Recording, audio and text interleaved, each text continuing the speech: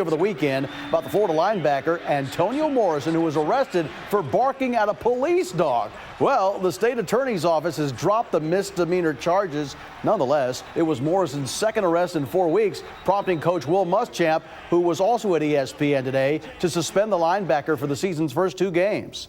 They're not all going to make good choices and decisions, unfortunately. They're not always going to have great judgment. That doesn't make them a bad person. Antonio Morrison is a great young man. He's been raised right, and he just had some poor judgment. I'd say that was bad judgment. The Gators, by the way, will miss Morrison in that second game. They're at Miami. NFL teams are reporting for training camp, and that includes the Tennessee Titans, who once again will be featured throughout much of the season right here on Volunteer TV and CBS. Now, watching Titans games on TV is one thing. Getting tickets to see them at LP Field is another. The stadium is always filled with some of the most loyal fans in the league, which is why the Titans continue the tradition of hand-delivering tickets to some of their season ticket holders. It's definitely a cool opportunity. We get a chance to see those people that come out every Sunday and they're cheering for you faithfully, win or loss. To be able to go out and hand them their tickets in person and know that you appreciate their support. Be able to see some of the people and, introduce yourself to them.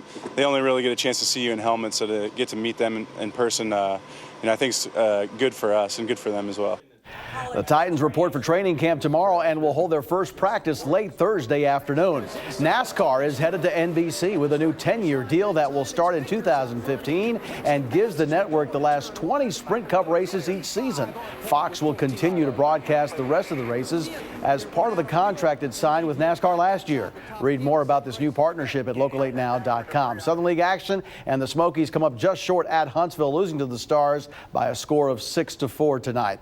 To the Bigs, where at least for right now, social media and baseball aren't mixing too well for JP Arencibia. If you follow the former ball catcher on Twitter, well, that account has been deleted. JP, who had lashed out at a couple Blue Jays analysts after they questioned his ability, says he's had enough with the stuff. Arencibia says he'll pray for the haters, and thanks to the fans who have supported him. According to MLB.com, the Orioles have acquired reliever Francisco Rodriguez from the Brewers for this guy, minor league infielder Nicky Delmonico. We all know him, the former Farragut standout and the youngest son of former UT coach Rod Delmonico. He's playing well, had 13 home runs and 30 RBIs in 60 games at Class A Frederick this season. And finally, it was Louisville's turn to visit the White House today. President Obama welcomed in Coach Rick Pitino and his national champion Cardinals, who once again, he says, busted his bracket. A Louisville team that always played hard, that always worked together, that stayed focused on one singular goal, and that is to bust my bracket. But I guess I discounted the motivational power of making your 60-year-old coach promise to get a tattoo if you win.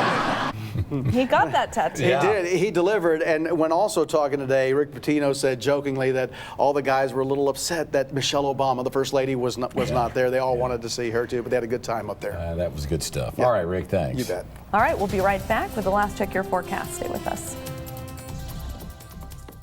It's the end of the model year, and Nissan is giving you a better way to go farther.